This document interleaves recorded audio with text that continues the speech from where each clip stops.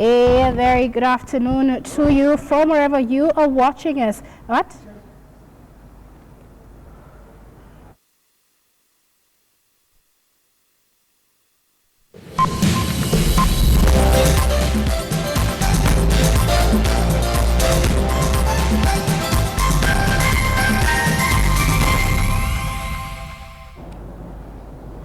A very good afternoon to you from wherever you are watching us in East Africa and beyond. It is 1 p.m. in Nairobi, Kenya on the 31st day of 2015, the last day of the year. My name is Michelle Ngele. Let's begin with news making headlines.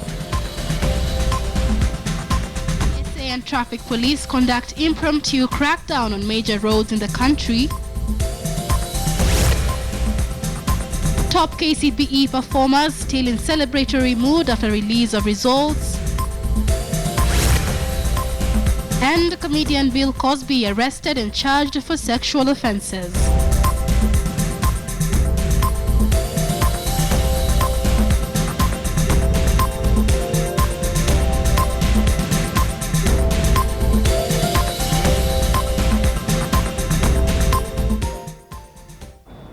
Welcome to the program. Hundreds of people suffering from various diseases arrived at Kibos grounds for a 3-day prayer and healing service rally to be led by Prophet David Owor. Tight security has been put ahead of the crusade, with those accessing the venue being subjected to a thorough search. The followers arrived in Kisumu town from yesterday for the New Year's prayers to be held at the grounds. The preacher is expected to be at the grounds to mark the official start of a service that will usher in 2016.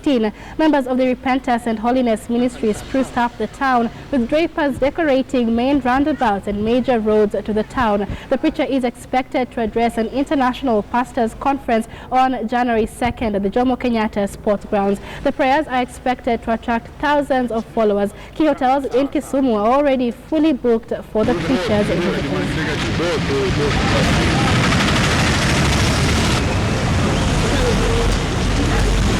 Akikuja tafadhali aondoke tumuone, juu tumemuongoja kutoka saizi hadi hiyo kesho. Leo hakuna kulala, ni kumsubiri tu kando ya barabara. Tumemwamini Pastor Owor.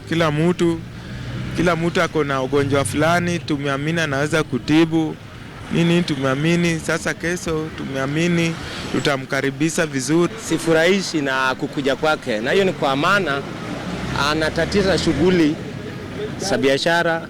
Kuna msongamano ya magari na pia hata watu, kwa sababu akiwa ni nabii angekuwa anashughulika na watu wenye ni wafuasi wa dini yake. Lakini unaona hata jioni tumeweza kushuhudia msongamano ya magari, na magari zinaposongamana tunakuwa na tatizo. Kama mimi ni mbodaboda, ninakuwa na tatizo katika hali ya kutafuta riziki ya kila siku. Kukuja kwake naye tumefurahi kidogo, lakini chenye tulikuwa tunaomba wakati anataka kukuja fadhili apelekwe mahali alikuwa amepelekwa huko Kibos. Huku naye hapana, huku kumejaa sana. Hata saa hizi watu kila mahali, hakuna mahali pa kutandika, kumejaa ambapo hakuna hata mahali tunaweza kuuza.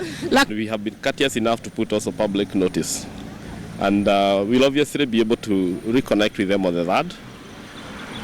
I know some are not happy, but we will make sure that we have to do our best to bring them back.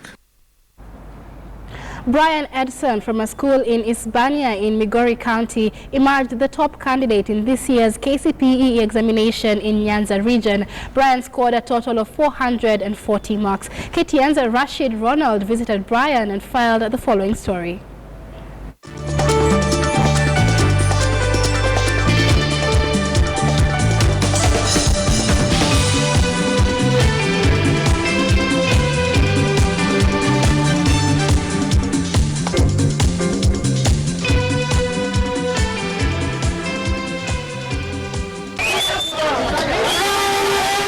Students, parents and teachers of Momokoro Academy in Hispania celebrating after registering a sterling performance in this year's KCPE exams.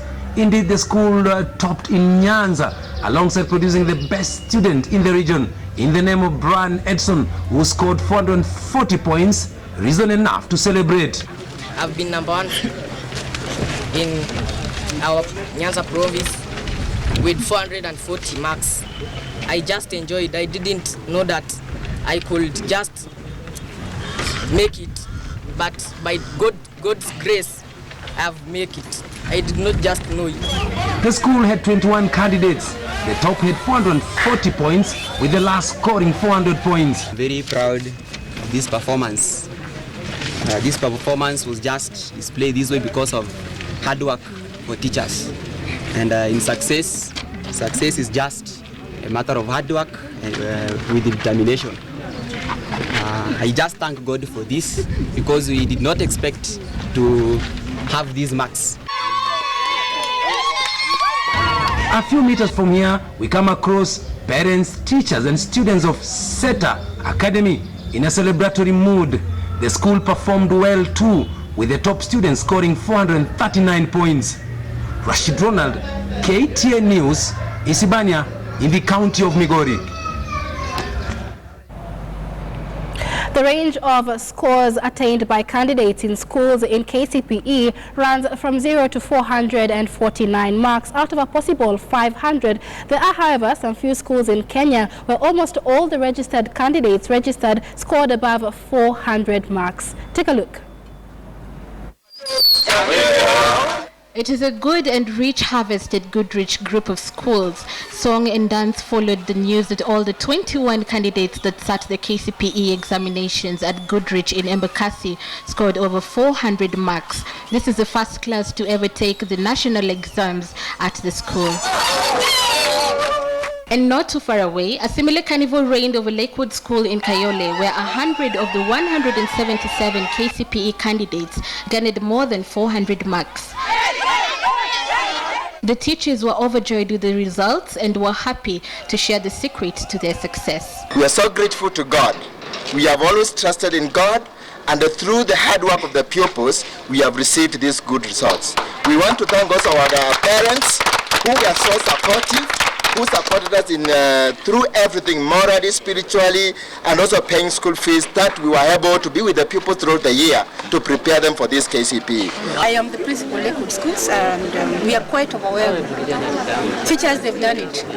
I want to thank the directors of Lakewood Schools for the kind of work they've done, and that conducive environment they put for the teachers. We are so happy, and we've done it. We made it. As they prepare for secondary school, the candidates are already dreaming about their future careers. What do you want to become? An engineer. An engineer. I'd like to be a neurosurgeon. First of all, I'd like to thank God for my marks, then my teachers for being supportive, then my parents, and I like to say that success comes after hard work. And when I grow up, I'd like to be an aeronautical engineer. The two private schools join many others across the country, even as private school owners cry foul over an exodus of students to public schools. The situation, according to the owners, has been caused by a skewed Form 1 selection criteria that disadvantages their private school candidates. Sarah Okworo, KTN News.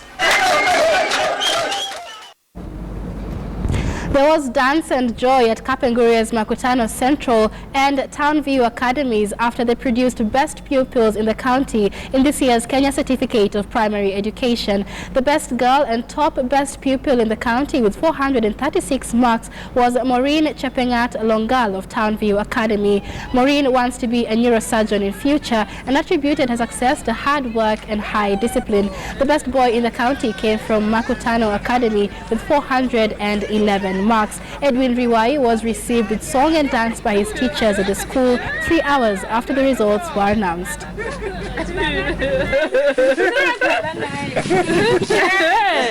I would like to thank God first because He has kept me up to this time, and I'm really happy. I was schooling at Makutano Central Academy, and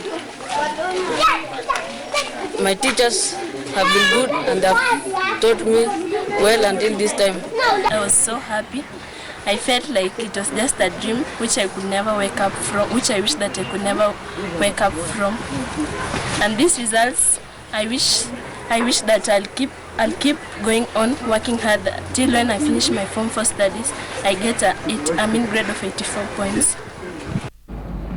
Bungoma County's second-best KCPE candidate, John Kiama, says he will now focus his dream on becoming an aeronautical engineer after he scored 435 marks in this year's KCPE exams. The 14-year-old Kiama is a former pupil of Nzoia Sugar Company Primary School, which is a public school in Bungoma County. Kiama says though the 5-week teachers' strike in the run-up to the exams disrupted learning in public schools, he was determined to ensure that he emerges tops in the national exams. His father, Peter Wanjoy Kiama, says he is proud of his son's performance and would support him to realize his career dream. Kiama hopes to join Alliance Boys High School for his secondary education.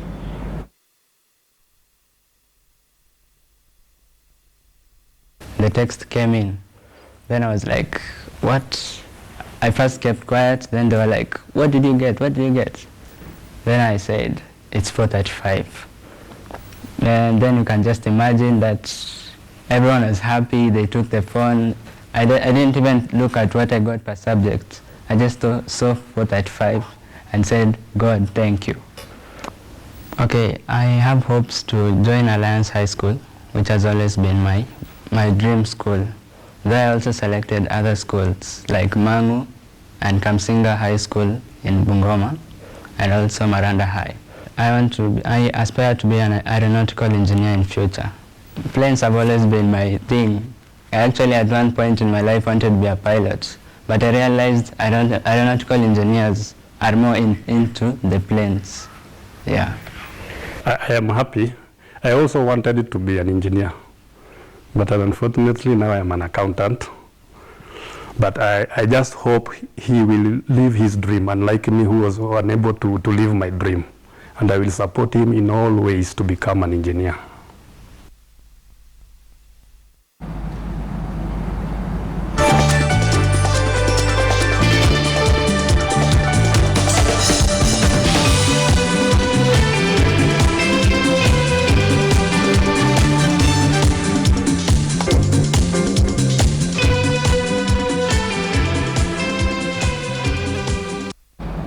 Several commuters heading up country for the New Year festivities were inconvenienced after the National Road Safety Agency and police launched a crackdown on private vans that operate as public service vehicles.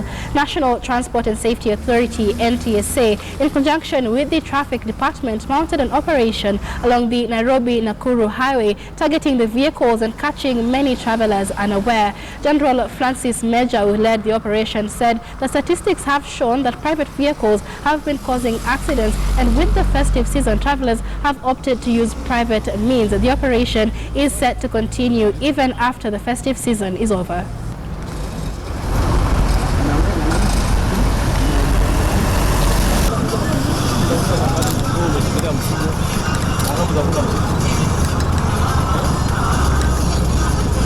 I went to Transline with 6 friends, but the Transline was full. So I decided to take a second option, yeah? So another guy told me, you can just take, a private car. And just, they introduced me to that guy. I asked them, how much? 10,000.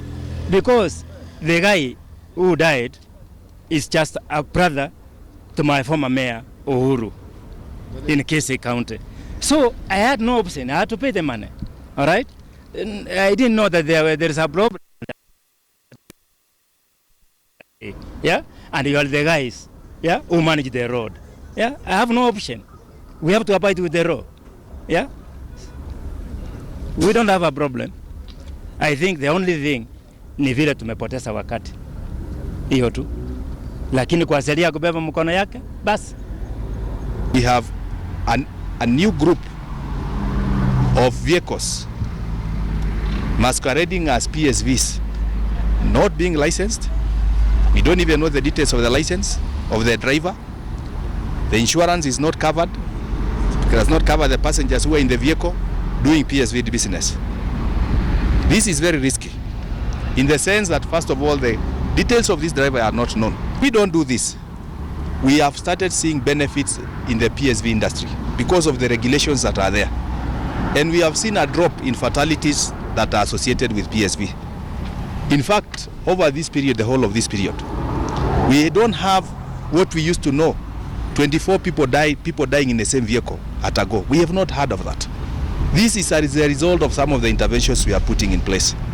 If that is not, if we don't manage this kind of vehicles, then it will erode all the regulations that we are trying to put in place. Because what is the motivation of somebody to comply with the regulation when somebody else who is not regulated can come in and do the same business? It is very unfair to them, to the PSV industry.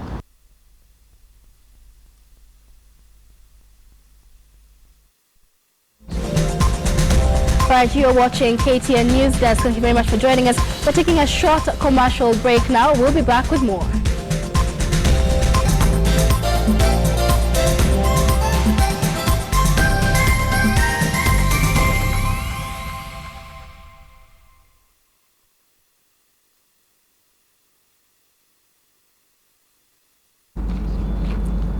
All right, welcome back. You are watching KTN Newsdesk. Now, it is the 31st day of December, the last day of 2015, and want to look at this scorecard on what the political scene has been like in the country. And joining us now with this discussion is Simon.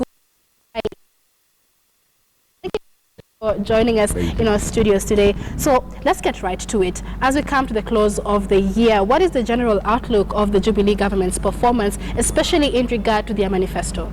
Yeah, we have seen a lot of development coming up, and especially we need to look at the government in view that is the first government to manage devolution with the bloated salary.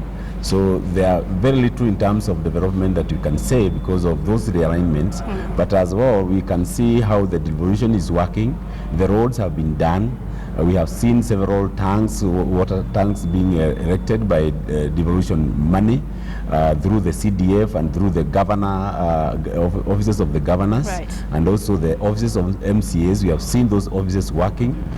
We have seen actually the people making decisions on what they have been allocated by the government. They are actually being empowered to make their own decisions on the wealth that is supposed to be working in their constituencies. Yes. But we have had quite a few complaints with regard to devolution. Doctors specifically went on strike a few months back saying they're not being paid on time, or they're not being paid at all, because there are issues in the devolution sector. When they go to the county governments, they're told that they have to refer to the national government in order to get their money. So is this likely? Maybe we could say it's teething problems, but are we likely to see this again in 2016? Yeah, that was expected because a new thing must come with burning changes and sometimes negative changes, and that was expected because this was a new system of government, and it's for the first time we are doing it in Kenya. So we expect that to improve in the next year, 2016. Absolutely. Yeah. All right, and of course this year has also been quite a big year of big events in the country. We had US President Barack Obama. Yeah, we had the Pope. We had the WTO, absolutely. Yes. So what did this mean for Kenya and 2015 specifically? The major thing is that it was a big signature, a big sign that Kenya is a destination that can be admired by anybody. Tourism, economic directing people, all manner of people. Actually, Kenya is the destination. All right. Yes. And is there anything that, in your view, you think the Jubilee administration could have done better, or something they did not implement in 2015? The saddest thing is the issue of education, because we have seen all sectors of education wasting a lot of time thinking about salaries of teachers instead of doing research on how to improve education. Absolutely. That's a very sad thing for this country, basing ourselves on the fact that we need educated children so that we can pull our education forward. We call upon next year for all stakeholders. We need to see NAT as an instrument to help boost education, but not an instrument to help push for salaries for teachers. We have a lot of work that NAT can do other than just salary. Also, we need the Ministry of Education to look at it seriously and do a research that will actually uphold the best quality education of our kids. All right. Yes. And the opposition has also been quite instrumental and vocal in poking holes in the Jubilee government. They had brought us to eye with the NYS scandal, with the recent Eurobond saga. How would you gauge the performance of the opposition? They have done their part, but the problem is that they don't bring facts on the table. That's I'll give them 4 points out of 10 because what they should have done, they should have helped Kenyans to actually bring real facts on the table, prosecutable facts, instead of just raising noise. Now, without prosecutable facts, we don't know whether they manifested the whole thing so that they can remain up. We are not sure of what they are talking about, whether it has any meaningful reason why they brought it up. Right, and that's an interesting fact that the Jubilee government has also brought to book, that the opposition is not being honest in the figures that they're giving. And a few weeks back, we saw the National Treasury in the face of the Eurobond saga coming up. The National Treasury, I think it was posted in all the daily papers how they accounted for the Eurobond money. So we were waiting for the opposition to maybe come up with factual evidence of how that money was misappropriated, as they claim, and we haven't seen that yet. All right, so let's move on to the Okoa Kenya initiative that was proposed by the opposition, proposing a possible referendum, and they actually went ahead to give the IEBC 1.4 million signatures pushing for that referendum. Are we likely to see a referendum in the next general election? Yeah, we are likely to see a referendum in the next year, actually. But we are proposing for referendum to be together with the elections in terms of costs, saving on money, and also complications that come up with the referendum. Because the reason why the referendum was called by Okoa Kenya was not because of Mwananchi. It is because they wanted to actually test their popularity. That is the weakest point or the head in the Okoa Kenya. Actually, if you look at the whole thing, most of those things are implementable without the referendum system. Now, but if you look at it carefully and see that Mwananchi is getting more money, that is a positive thing, which we can actually adopt. But the agenda that they want to build their political empire, then is a wrong agenda for the... The wrong agenda, absolutely. And there have been claims that the Okoa Kenya initiative and the referendum will be steering the country into another bout of violence. Is there any basis in these claims? I don't think there's a risk of doing that, although Kenyans have been divided into tribal lines, and we are likely to see the tribal lines actually being deeper. But I don't think the referendum is going to bring any chaos in this country. Kenyans are now mature and they can make their choices. Okay, and the IEBC had already mentioned the date for the next general election, August 8th, 2017. So we have about 18 months to the next general election. What are we expecting to see in the political scene in 2016? 70% possibility will not be 2017. Because the members of parliament will not allow it. It will definitely go to 2018. Really? There's that possibility, a very big possibility. We know our politicians, they think about themselves. They don't think. The only person who can push for 2017 election date is Raila Odinga, because he wants to be president. But the rest of the politicians, I'm sure they're going to push for 2018 date, which is still okay, because their term ends on 3rd 2018, March 2018.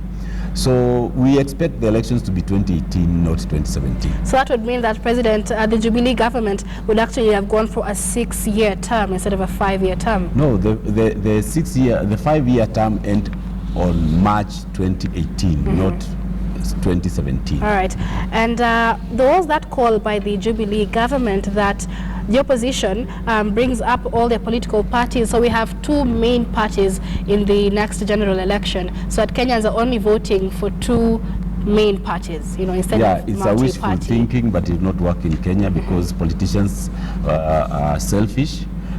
People are now rushing to register political parties. So you will finish one party, like now URP joining TNA.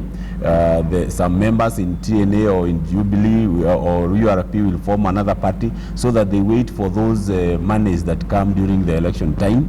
So it's just a selfish way of doing things. I would pray we remain with coalitions other than the merger. But because our president has seen it better to have the merger, then we go by that.